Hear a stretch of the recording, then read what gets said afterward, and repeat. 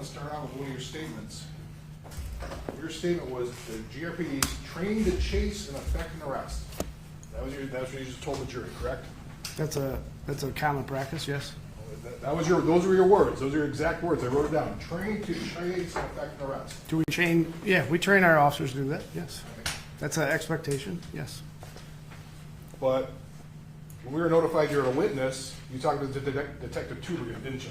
Yeah, I did. You said there's no foot pursuit policy, There's not a foot pursuit policy, correct? but you trained them to effect an arrest. Yes. Now, this has been pending for like 3 years. Did you prepare this? I did. You typed it? The affidavit? Yes. No. Who typed it? The defense.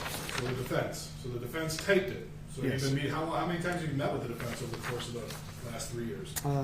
Probably 5, 6 times. And you've had access to some of their videos as well. So you've gone over this case with them 5 or 6 times? I did not have access to the video until now. I haven't seen it till this week. The The video I had access to was Axon, the body camera, cell phone camera, not the forensic video. But this week you said the one with the writing on it, you said you had access to it. You watched it earlier this week. I saw it, yeah, this week. Yes, not before this week. So this is one of the biggest events in Grand Rapids in probably your career, isn't it? It is. And you don't bother to do a report? I did an incident report. An expert report. You have access to our expert reports, haven't you? Your expert reports? Correct. Yes, So you read our expert reports. It's like a 56-page report. it is. You're brought up as an expert for the defense. You're their expert, you have at least their degree, GRPD policy, and you produce a 2-page affidavit. Yes. Even in that affidavit, you don't say anything about training to chase officers or to effect an arrest. You don't say that in this affidavit, do you? No. You say, includes training on solo foot pursuits, such as drills and scenario-based training. GRPD does not prohibit officers from chasing a fleeing suspect. Correct. That's different than you train them to apprehend a fleeing suspect, isn't it? The solo foot pursuit drills will end in an arrest. Prohibiting and training positively are 2 different things, aren't they? Yes. Where is that policy?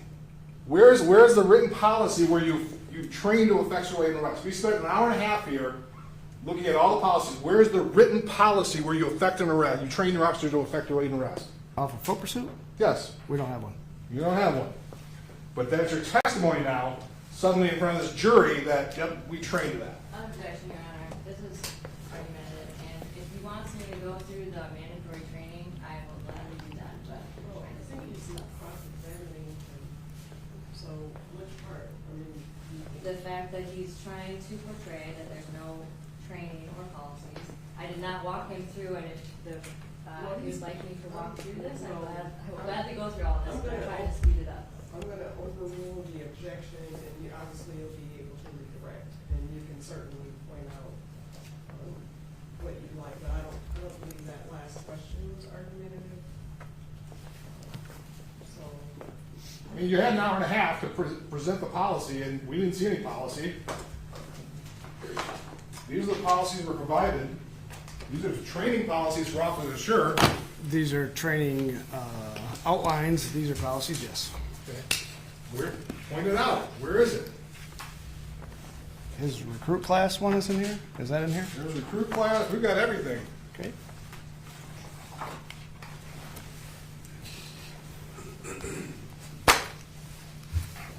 His recruit class is 15-3. These are this is 21. These are the training documents we have. He has a recruit class book of 15-3. We, not being argumentative, we train in foot pursuits. We do solo foot pursuit drills. We don't have a policy that mandates, but we don't have a policy that prohibits it. So it doesn't mandate. You said you train to chase and effect an arrest. It doesn't mandate. It means that basically they can chase based on the circumstances, right? Yes. All right, that's a bit different than they just run. You don't train them to be greyhounds chasing after rabbits, then, right? Correct. It's based on the total facts and circumstances. Yes. So if somebody's driving down the road and guy's got a gun in the car, passenger's got a gun in the car, driver flees, you're not going to chase the driver. You're going to stay with the passenger, right? Potentially. Potentially? Do we know if he's got a gun? Do you see the gun? I just said the passenger's got a gun. Passenger's got a gun, driver flees. You're going to have your officer stay with the guy with the gun, aren't you? Yes. Okay. Well, that's based on the totality of the circumstances. Then. That's a little bit different than what you testified to, right? That situation's completely different. Sure. So it's based on the totality of the circumstances, just like we've been talking about. All those policies up there, the totality of the circumstances controls, not just you're trying to have an officer just chase anybody that runs down the road. Yes. So one of the things we do talk about, and were you in here for former Sergeant Johnston's testimony? I was not. You weren't. Well, one of the things he testified to, and he said one of the things that Grand Rapids is very specific on, is every traffic stop is an unknown risk. That's correct. Okay? You don't know what you're going into when you get into a traffic stop. Anything can happen, right? Yes. And one of the concerns Grand Rapids Police has is guns in the car. Correct. Guns are, guns on people in the car? Mm-hmm. Is that yes? Yes, sorry. Guns under the seat? Yes. Guns anywhere in the car. Correct. So when you pull somebody over, you got to be worried about a gun if you don't know about it. Potentially, yes. So every person in the car potentially has a gun. Correct. Let the record reflect on showing opposing counsel will be marked as People's Exhibit 36 for identification purposes.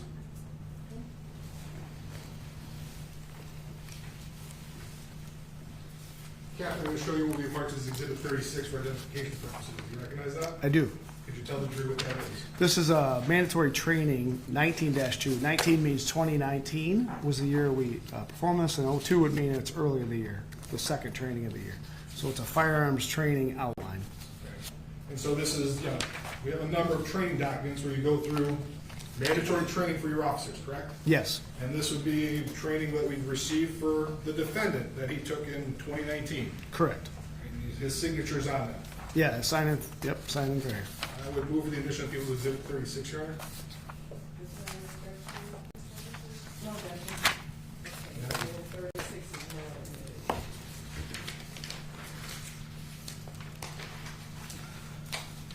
Looking, I believe it's going to be 1, 2, 3, 4, page 5. The one thing I did find regarding foot pursuits is there a Seattle officer-involved shooting. Yes. There's a Seattle officer-involved shooting, and in your foot pursuit, what it talks about there is allow for a safe distance and have a plan while chasing an armed or potentially armed subject. Treat someone you pull over as potentially armed. Isn't that what it says? It does, yes. So that's the one thing we could find on foot pursuits is that somebody could be potentially armed. You don't go chasing after them because they could be armed. It's for officer safety, right? It says allow a safe distance. Okay. Have a plan while chasing armed or potentially. So Going we're still chasing. hands-on or tackling someone who is known to be armed is bad tactics. I would agree. That's what's in the training policy. That's in the training outline, yes. Training outline. But that's the outline. That's what you're telling your officers. That's what the defendant would have learned back in 2019. Yeah, this specific training, correct. One of the things he also talks about is maybe discontinue the foot chase and set a perimeter. Potentially, yes. So officers are perfectly fine in discontinuing, not chasing after, not mandatorily running after them, correct? Correct.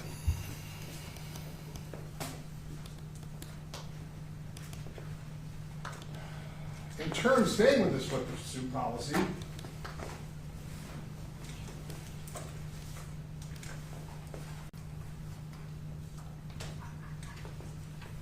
you are familiar with the International Chiefs of Police, correct? I am, yes.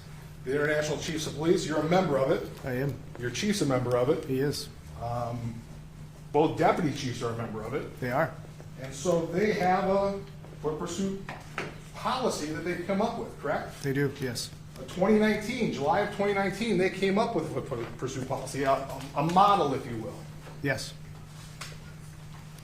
In that model, don't they say that chasing officer individually chasing a suspect is inherently dangerous? That's what it says. It does. You I'm not read it? I'm not exactly familiar with the verbiage of it, but I'll take your word for it, sir. You know, I looked through it,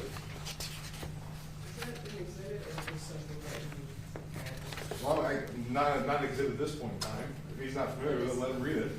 Your Honor, I would object to that, that's hearsay. What? That I don't even know, document is- wait, so it's not, he's not moving for its submission, he's showing a document to the witness. So, I'm not sure, what is that document, Mr. Richards? This is a model foot pursuit policy from the International Chiefs of Police.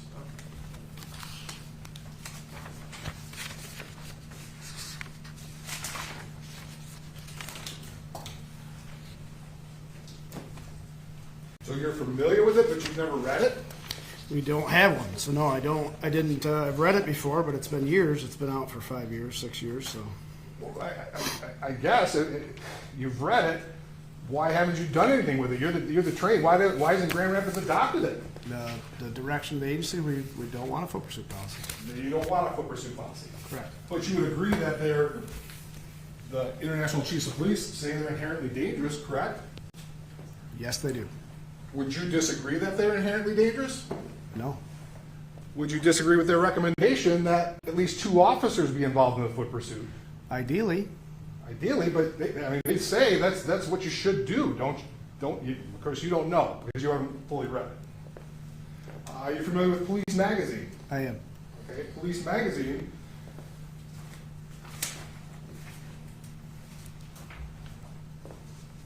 Your Honor, I would just object to all this. Learn treatise, Your Honor. We can impeach with learn treatise under the Michigan Rules of Evidence The police 707. magazine is not a learned treatise. He can, if he understands it, what it is, he says he uses it. It doesn't have to be I didn't say I use it. I said I'm familiar with it. You don't read it? I don't read the magazine regularly. I'm familiar with it. Your Honor, how is this relevant? We're here to talk about Well, Michigan. if it's impeachment, is that a learned treatise? I don't know that it is. Police magazine? It's something that the police, we heard yesterday, police, you were here for the testimony of our experts. They rely on it, correct? They said they did, yes. You don't ever read Police Magazine? I didn't say I don't read it. I said we don't rely on it for policy advisement or direction. Don't rely on it for direction. So you just do your own thing then. You don't rely on the International Chiefs of Police. I'm sorry, I need a rule of the objection, but I did want to check MRE 707, 707. which does allow for the use of learned treatises for impeachment, which includes statements contained in published periodicals or pamphlets. It doesn't have to be in the textbook, so I will overrule the objection under that rule for impeachment purposes only. So Police Magazine, foot pursuits by their very nature are emotionally charged and dangerous events that occur frequently in police work. You'd agree with that, wouldn't you? I would. Law enforcement officers must balance their obligation to enforce the law and arrest perpetrators with their personal safety. You'd agree with that. It's fair. Unfortunately, that rarely happens. Would you agree with that? Yes. More often than not, officers become emotionally captivated by the event and have an instinctive reaction rather than a studied and planned response to resistance and chase without considering the inevitability of suspect capture. Would you agree with that? It's possible, yes. Possible. But that's one of the dangers of somebody's running away, they want to get away, and you rush off and tackle them by yourself. All of a sudden you got your hands full and you're not aware of it. You're not aware of what could happen next. Potentially. And that's one of the things that you teach in Grand Rapids Police in terms of the reactionary gap. Yes. Right? So a reactionary gap is the further away somebody is, the better off you are in essence, because you have an opportunity to respond. Is that a fair? I'm not. Sure. At times in a situation, yes. Situation. But as soon as you chase somebody and tackle them, you close that reactionary gap. Yes. And that kind of goes back to the 2019 outline of the foot pursuit thing, that if somebody's potentially armed, all of a sudden you tackle somebody that's potentially armed, you could be in a world of hurt, right? Correct.